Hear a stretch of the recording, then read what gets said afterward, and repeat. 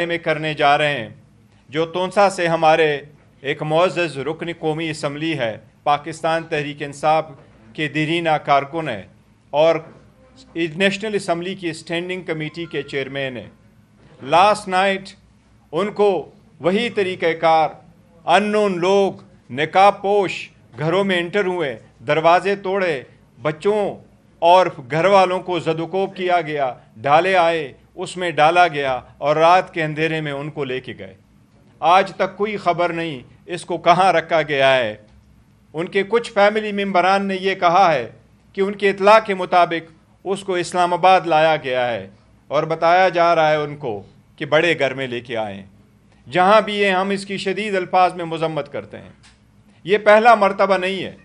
पाकिस्तान तहरीक इंसाफ से के साथ एफिलिएटेड लोगों को, जिसमें रिसेंटली उसके वकील इंतज़ार पंजोता भी शामिल है, जिनको उठाया गया था और ज़द-ओ-कोब करके जिस हालत में छोड़ दिया गया था रोड किनारे, वो सब आप लोगों के सामने। इसी तरह ये हमारा पहला M&A नहीं है। इससे पहले असलम गुमन को भी बिठाया गया था, इस तरह हाजी इम्तियाज़ साहब को भी बिठाया गया था, इसी तरह रिसेंटली हाजी इम्तियाज़ साहब के घर पे भी दावा बोल दिया गया था और लास्ट नाइट जो हुआ वो इंतहाई दर्दनाक है। ख्वाजा शिराज साहब 1 महीने से KP हाउस में थे, KP में थे और KP में रहते हुए 26वीं आईनी तरमीम के ख़िलाफ़ अपना ज़मीर इस्तेमाल करते हुए कि मैंने उसमें वोट नहीं देना, मैंने पार्टी की हिदायत पे अमल करना था, वो वहाँ मौजूद थे।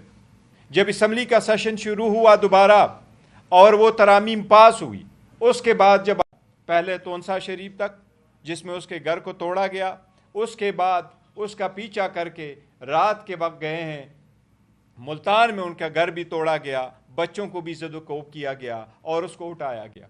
ये फस्तैयत, ये लाकानूनियत सिर्फ़ और सिर्फ पाकिस्तान तहरीक इंसाफ के ख़िलाफ़ शुरू है और ये पंजाब में शुरू है। पंजाब की पुलिस और हुकूमत बराबर की इस फस्तैयत में शरीक है। हम इसकी मज़म्मत करते, इसके ख़िलाफ़ एहतिसाब से भी रिक्वेस्ट की है कि वो इस ईमान के एक मुअज़्ज़ज़ रुकन है, वो चेयरमैन है एक स्टैंडिंग कमेटी की, वो मोर देन 1 मिलियन लोगों को रिप्रेजेंट करना है। अगर एक पार्लियामेंटेरियन की अपनी ज़ात को तहफ़्फ़ुज़ हासिल नहीं है, अगर वो अपने घर के अंदर महफूज नहीं है, अगर उसके छोटे बच्चे महफूज नहीं हैं, तो वो अपने अवाम के लिए क्या आवाज़ उठा सकता है। और ये फस्तैयत लाकानूनियत कब तक कायम होगी? इसी के बलबोते हुकूमत बनी, ये बाय डिफ़ॉल्ट चलने वाली हुकूमत है। इसी तरीके से 26वीं तरमीम पास हुई, इसी तरीके से 6 कवानीन 16 मिनट में पास हुए। अब ये लाकानूनियत तो ख़त्म होने चाहिए। हम चीफ जस्टिस से भी मुतालबा करते हैं कि अब आपकी बारी है। काजी फ़ाइसा साहब जा चुके हैं, आपके कंधों पे भी अपने अवाम की बुनियादी हकूक़ और उनकी नफ्स के तहफ़्फ़ुज़ जो है और चादर चारदीवारी का, वो आपके लिए लाजिम है। हम उनसे भी मुतालबा करते हैं कि इस पे एक्शन ले।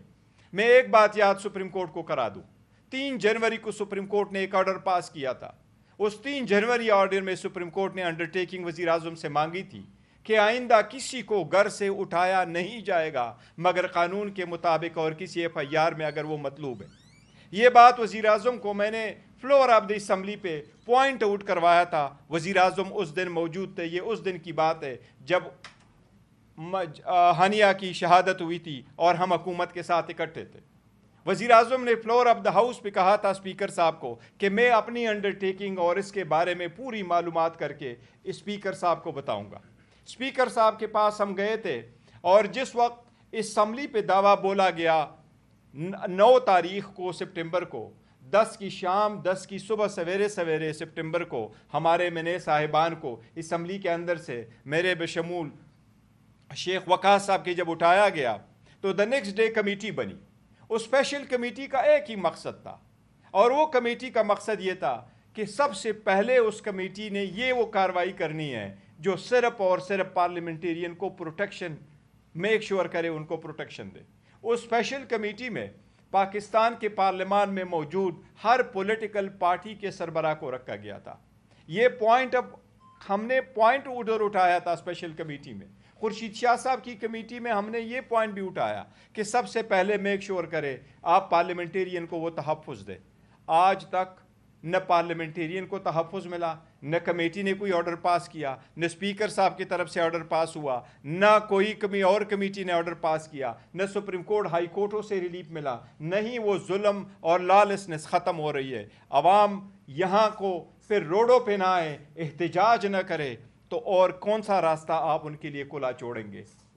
اس کی ہم مذمت کرتے ہیں اور اس سے مطالبہ کرتے ہیں کہ یہ اب ختم ہو۔